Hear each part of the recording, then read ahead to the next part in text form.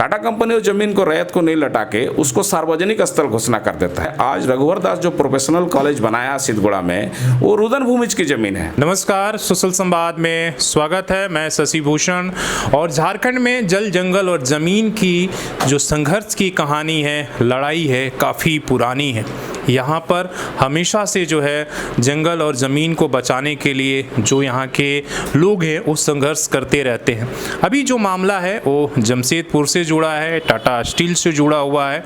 यहाँ एक तरफ जो कंपनी है वो चाहती है कि एक इंडस्ट्रियल टाउन बने, दूसरी तरफ कुछ लोग हैं वो नगर निगम बनाना चाहते हैं, एक तरफ वो लोग हैं जो अपने को या वो बरसों से लड़ाई लड़ते आ रहे हैं कि वो मूल रैयतदार हैं जिनकी ज़मीन कंपनी में इस शहर में गया और वो अपने हक को मांग कर रहे हैं कि उनके साथ जो हक मिलना चाहिए था, जो मुआवजा मिलना चाहिए, वो इंसाफ नहीं हुआ, न्याय नहीं मिला। जो हमने बात कही, एक तरफ नगर निगम की बात हो रही, इंडस्ट्रियल टाउन, मालिकाना हक, एक ही शहर में कई तरह की बातें हो रही हैं, और एक तरफ आप लोगों की है काफ़ी समय से प्रदर्शन करते रहे, सरकार से मांगे करते रहते रहे कि आपका ज़मीन गया, आप लोगों का वो हक नहीं मिला।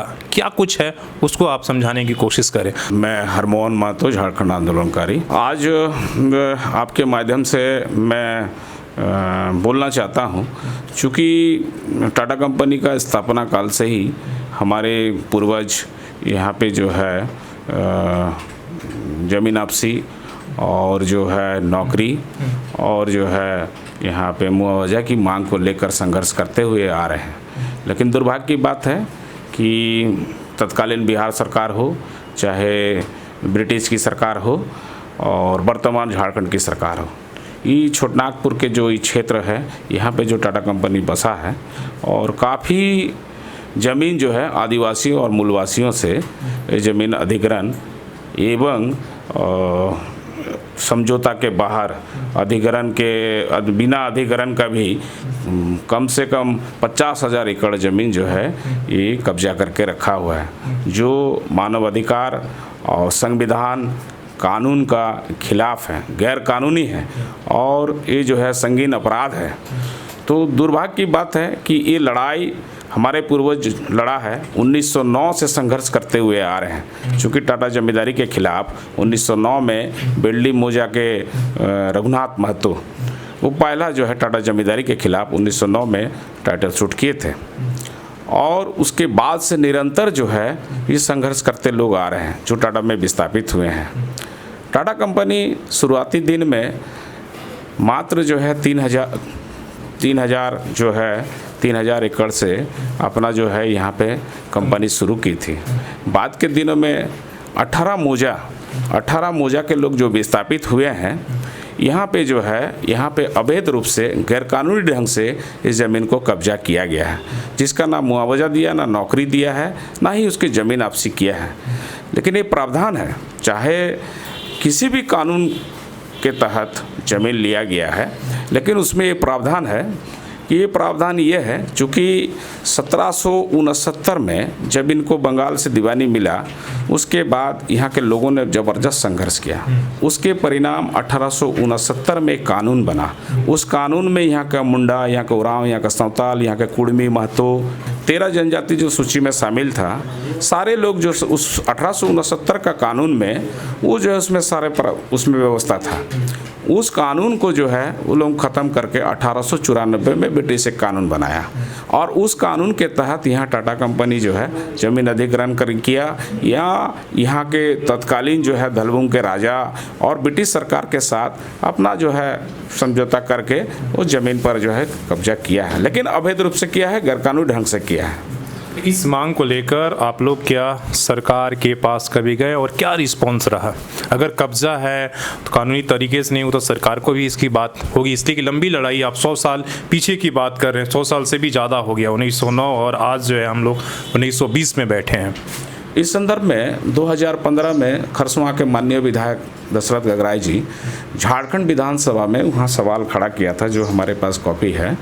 उसमें सरकार द्वारा जो है उसको पूछा गया था कि आप टाटा कंपनी जो ज़मीन लिया है उसमें जो है विस्थापितों को पुनर्वास की व्यवस्था, ज़मीन आपसी, नौकरी के सवाल जो किया गया था, तो उसके सरकार की तरफ से खबर आया कि हमारे पास जो है इस तरह का किसी भी तरह का जो है मामला आया नहीं है, कोई आंकड़ा नहीं है कि कोई आया नहीं है। दूसरी बात यह है कि जब हम लोग कई दौरे का मतलब यहाँ टिस्को में गेट में हम लोग जाम किए, धरना जुलूस हुआ, मीटिंग हुआ, हम लोग कई बार जो है टाटा कंपनी के साथ वार्ता भी हुई, लेकिन टाटा कंपनी को हम लोग बार बार कहें कि आप अगर मान लीजिए ज़मीन के बदले मुआवजा दिए हैं, नौकरी दिए हैं, तो आप हमें सूची दीजिए, सूची हमको दीजिए, या सूची या प्रेस के माध्यम से सार्वजनिक कीजिए। लेकिन आज तक ना हमें सूची दिया ना सार्वजनिक किया है। क्या आप लोगों ने कोई सूची तैयार किया जो 18 मौजा के लोग हैं वो कहाँ हैं या कैसे हैं, उनके परिवार के लोग हैं या नहीं हैं?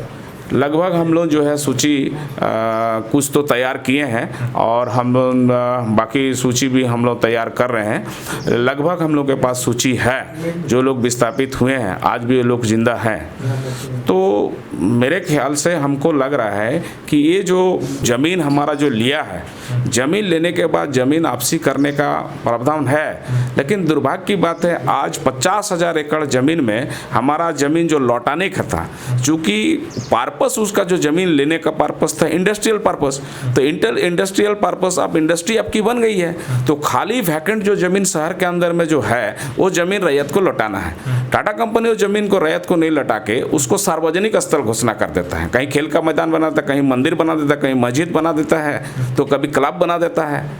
तो इस तरह का जो है रैयतों का ज़मीन इस तरह ये लोग जो है सार्वजनिक स्थल बना के लुटाता है। और दूसरी बात है कि आज कोर्ट का भी ये लोग अवमानना करके रैयतों का ज़मीन को कब्जा करता है। बड़ा उदाहरण है, आज रघुवर दास जो प्रोफेशनल कॉलेज बनाया सिद्धगुड़ा में, वो रुदन भूमिज की ज़मीन है, आदिवासियों की भूमि है, CNT एक्ट की ज़मीन है। वो ज़मीन में न्यायालय में, जमशेदपुर व्यवहार न्यायालय में मामला चल रहा था, प्रोफेशनल कॉलेज बना दिया। अब सिद्धगुड़ा में गोपाल माझी की ज़मीन है, वहाँ हाईकोर्ट में मामला चल रहा है, कोर्ट का अवमानना करके वहाँ अमल संघ को आवंटित कर दिया।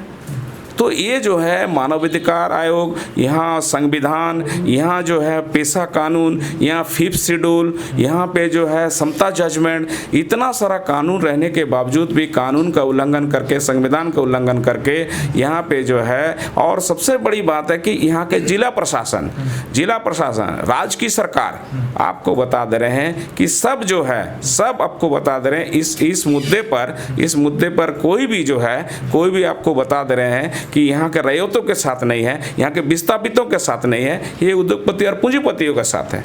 अगर ऐसे होता तो आज जो सवाल यहाँ सरजुराई खड़ा कर रहे हैं कि यहाँ 86 बस्ती के लोगों को मालिकाना देना चाहिए, हम तो पूछना चाहते हैं कि 86 बस्ती के लोगों को मालिकाना हक देना चाहिए। आप ये बताइए, जिसके ऊपर झारखंड की सरकार, बिहार की सरकार, आप बताइए बिहार लैंड इंक्रोचमेंट एक्ट 1956, उसके ऊपर मामला दर्ज है कि आप सरकारी ज़मीन का अतिक्रमण करके बैठे हुए हैं। आप उसको बोल रहे हैं कि हम मालिकाना देंगे, तो उसके ऊपर पहले मामला जो दर्ज है उसको तो वापस लीजिए।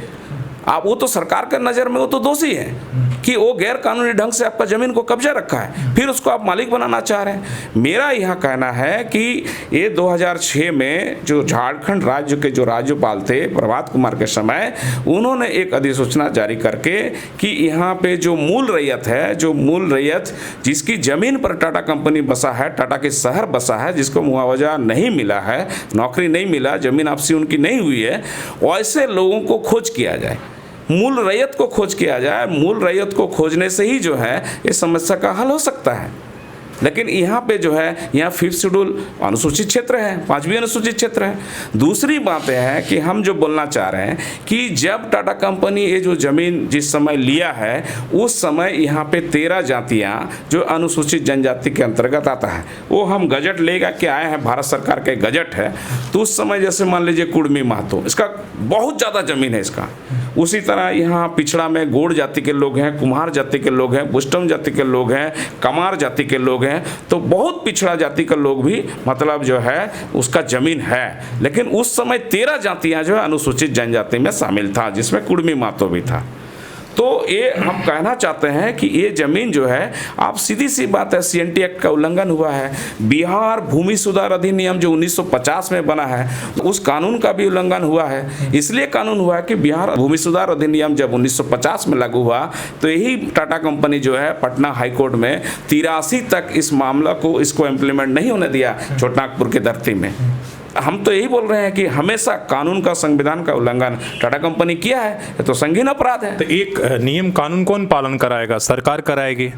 तो सरकार के पास अगर सरकार अगर चाह ले सर्वे कराए, फिर कहाँ नियम का, तो उसको तो सरकार ही पालन करा पाएगा ना। देखिए, जहाँ तक सर्वे की बात है, जितना भी यहाँ पे सर्वे, अब एक बड़ा उदाहरण आपको देना चाहते हैं कि इस जिला में जब गोरेलाल यादव DC साहब थे, हमारा CNT एक्ट में 89 में प्रावधान है कि सर्वे सेटलमेंट में आप अगर मान लीजिए उपस्थिति दर्ज नहीं करा पाते हैं किसी कारण से, तो आप जो है 89 जो ये है हमारा CNT एक्ट में दिया है जो प्रावधान है, उसमें हम DC का वहाँ जाके आवेदन दे सकते हैं कि भाई मेरा जो है सर्वे करके ज़मीन मेरे नाम से मालगुजारी काटने का जो है यहाँ अनुमति दिया जाए।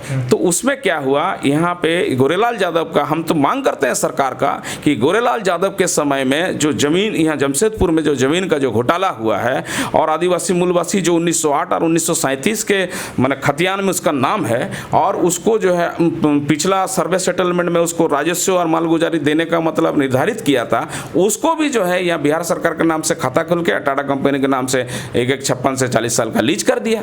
तो हम तो मांग करते हैं कि गोरेलाल यादव का जो पीरियड यहाँ रहा है, इसका उस जो पीरियड में ज़मीन का जो काम हुआ है उसमें जांच होना चाहिए। जो ज़मीन का यहाँ सर्वे करवाएगा उसका जांच होना चाहिए। जांच होने से पता चल जाएगा, क्योंकि आप 1908 में 1937 में है, फिर 70-71 में आपको कैसे वहाँ से हटा दिया जाता है। तो ये पूंजीपति और उद्योगपति के हित में काम किया है। अगर हम तो सरकार से मांग करते हैं कि अगर सरकार सही मायने में इसको अगर जांच करा दे, सही मायने में जांच करा दे, तो आपको बता दे रहे हैं कि यहाँ का जो मूलवासी लोन है, यहाँ का जो आदिवासी लोन है, जिसका ज़मीन में टाटा कंपनी बस रहा है, और आप लोग थोड़ा देर पहले जो चर्चा कर रहे थे, 1945 में डिमना डैम का निर्माण हुआ है।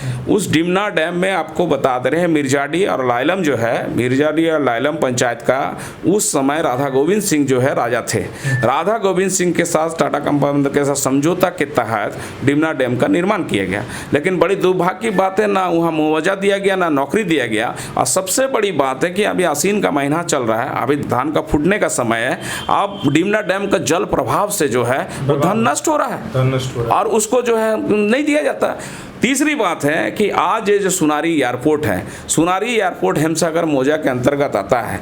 आज भी जो है 12 बीघा ज़मीन जो चांदको महतो की ज़मीन है, 12 बीघा ज़मीन का कॉम्पेंसेशन नहीं दिया गया है।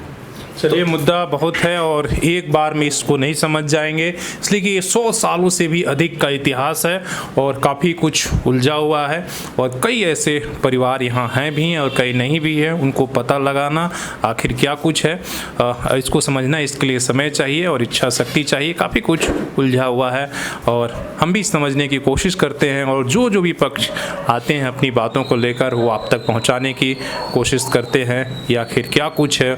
अगर किसी के साथ अन्याय हुआ है और उसका वाजिब हक है तो उसे मिलना चाहिए, लेकिन सबके फ़ायदे जो जनहित में काम हो वही होना चाहिए।